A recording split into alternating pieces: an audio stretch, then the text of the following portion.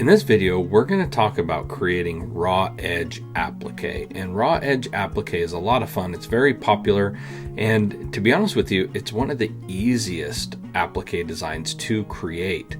There's just one thing that you really want to keep in mind when you're doing it.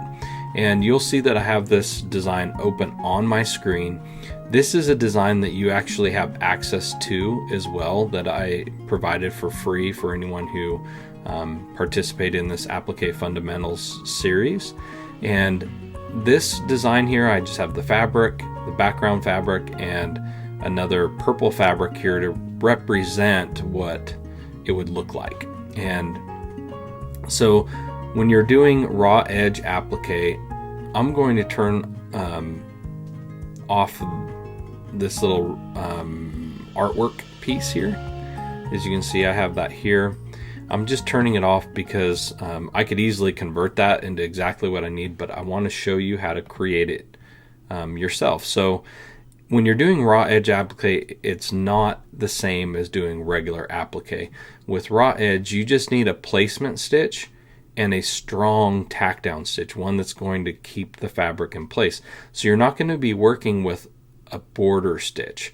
So you can utilize an applique tool if you want, but there's not really an advantage, and I feel like you have to edit more, and it would take you longer to use an applique tool to do it than just to create a run stitch first. And so I'm going to create a run stitch around this. So I'm going to grab my run stitch here, and I'm just going to trace around to create my placement stitch. And this is just the stitch that's going to allow me to see exactly where I need to place the fabric so that I can do my applique and make it easy to make sure that I get it in the right location, so that the tack down stitch will actually grab the entire fabric and not leave any open areas. If you've done applique before, you know that everything has to be locked down in order to, have success with it. So, and to make sure it doesn't unravel. So I'm just going to go around this really quick, and then when it's done, it's going to automatically turn this into a run stitch. And I'm not doing this perfect. I'm not taking all my time to make it perfect. This is just more for an example for you. The design that I gave to you actually is it'll be a lot cleaner.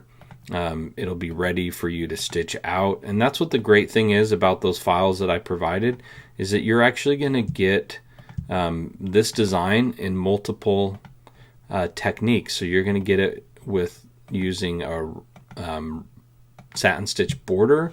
You're going to have it for a raw edge, and all the files are going to be set up so you can open them in your software and see how it works. So I'm going to go ahead and hit the 3D tool here, and I'll turn off this fabric piece so that you can see what that placement stitch looks like. So I have the placement stitch here, and I need that so I know where to place my fabric down. And the next thing I need is a tack down stitch. So all I need to do is copy and paste this, and I'm going to put it right over the top of the placement stitch, and I'm going to change the color of the placement stitch to a different color. I'll make sure it's one that we can still hopefully see here. If I turn this off, yeah, you can see that one. The only thing that I need to do with this tack down stitch is I need to make sure that it's not just a single run, because I need to make sure it really locks that fabric down. Because there is going to be no other border, it's got to do the work of a border stitch. Okay, so I'm not going to use a single run. I can use a double run, and a double run is one that will go all the way around twice. Okay, but what I prefer to use when I'm doing raw edge applique is a bean stitch, like a 3-ply bean stitch. So if I come over to my software here, I'm going to make it a single run. I'll apply that so that it's back to it. And I'm going to come to my Run Extra tab here. And every software is a little different, so yours might be a little bit different on how you apply a bean stitch. But I'm going to come over here, choose a bean stitch, and I'm just going to do a 3-ply. I don't need to do more than that. A 3-ply will be sufficient. And what a 3-ply bean stitch is, if you don't know already, is it'll go forward 1 stitch and then come back to where that stitch started and then go forward again. So it'll go forward, back, forward, forward, back, forward. And so it creates like 3 passes of thread over the same area, and it does that as it goes along in the design. And so that is really all that you need to create raw edge applique. So what you do is, when you're stitching this out, is you have your hooped fabric and you do your placement stitch, and then when that stops, because it's a different color, your machine will stop. If you use a multi-needle machine, you'll need to put a stop in at your machine so that your machine will stop after it does the first stitch. Every machine's different, and if you don't know how to do that, you can contact the manufacturer and they'll be able to give you the instructions for doing that. But after it does the placement stitch, you're going to lay the fabric on top, making sure that it's at least a 1/2 inch.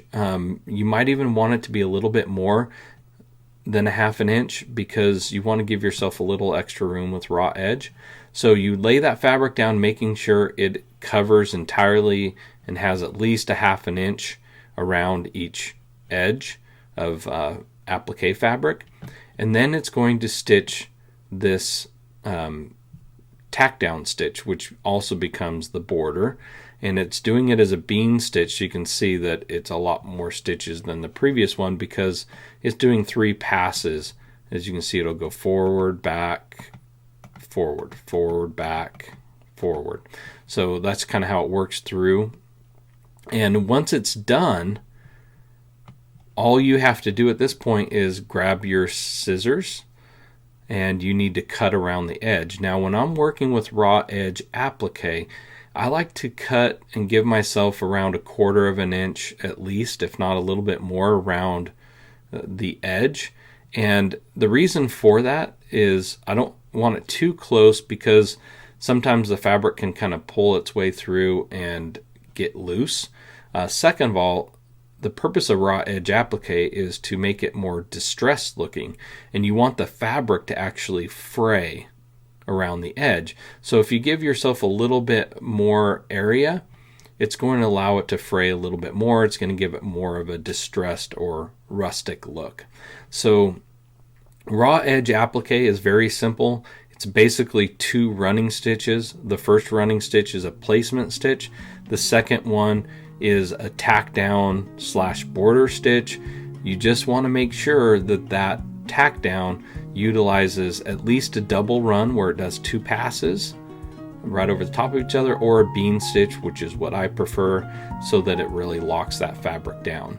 So that's how you create raw edge applique. It's very simple. In the next video, we're going to talk about doing a zigzag border. And a zigzag border is what is utilized in things like tackle twill in the commercial industry. That's a very common term. It's like a baseball jersey that has that fabric that is stitched on. It uses a zigzag border stitch to lock it down most of the time instead of a satin stitch border. And we've already kind of seen it with the previous video, but we'll focus on that in the next video, so we'll see you in the next one.